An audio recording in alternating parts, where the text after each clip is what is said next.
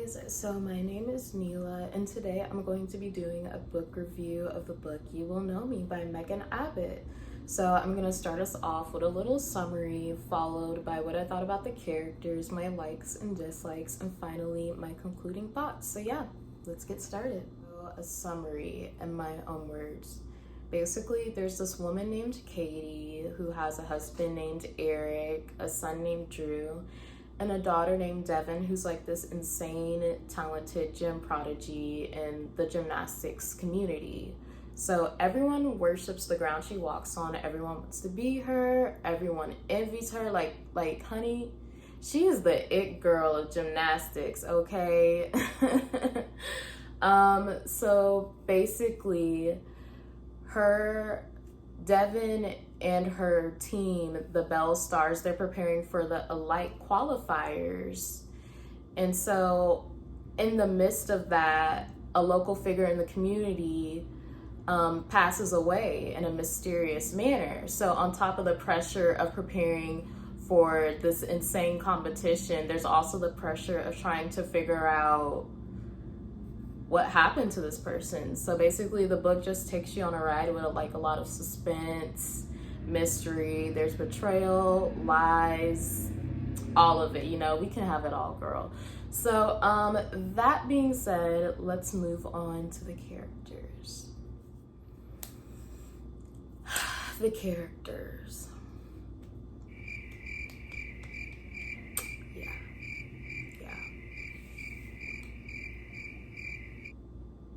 But no, that's literally all I have to say about the characters. I was really indifferent towards them. I didn't really walk away from the book feeling like, wow, like those characters really affected me and like how I read the book. I was kind of like, some of y'all are like messed up, but whatever. I don't like really care about y'all to even like go into it like that. So I would say I didn't feel like we really knew like the characters' backgrounds and lives, but I feel like that's mainly because this book is about gymnastics and the people central to it instead of it being vice versa, where the people central to the story and then gymnastics as like a subplot. So we didn't really have that like character connection or anything, but I think it made sense considering like the book and stuff like that. I will say I wish we would have gotten a little bit more chapters about Devin. We got like 1 or 2 chapters at the end, but it would have been great to like learn more about her overall. Like, what is she thinking? Like, is she this really fearless, insane, talented gym prodigy that everyone thinks she is? Like, I want to know more about her, but I feel like one of the reasons we didn't like get a chapter in her point of view is basically because that's not like what the book is focusing about, and then it just sort of adds to the mystery if we don't know a lot about her. I only have one like for the book, and that has to do with the storyline. So I absolutely enjoyed the storyline.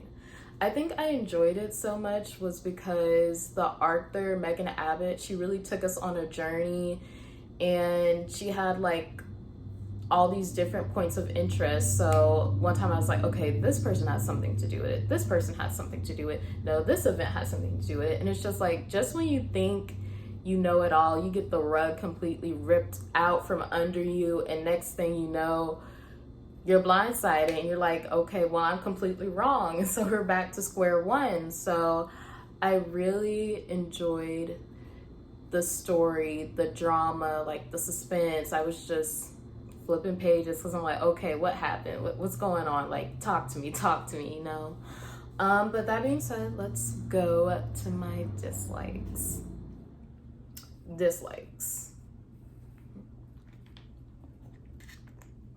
Child, hold on. Dislikes. Okay. Pacing and writing style.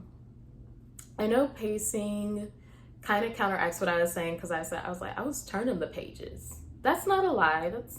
That's like truth. But it didn't come up until a certain point, which was chapter 15.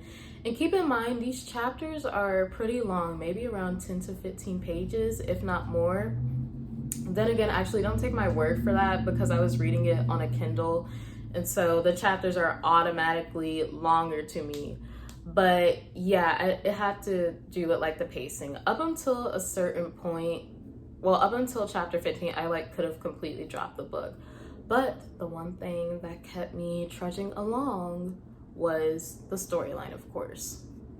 The next con I have, though, is the writing style. I don't know if any of y'all have ever read Megan Abbott's books, but she has a very distinct writing style. I don't know how to describe it, but it's kind of like over the top with the prose, and then she'll throw like a lot of adjectives at you. Like, you know, you'll just be reading the novel and then there'll just come like these crazy like descriptions and you're sort of like, where did that come from? And then you have to like reread it a couple of times because it's like kind of hard to grasp. But you know what? Let me give y'all an example.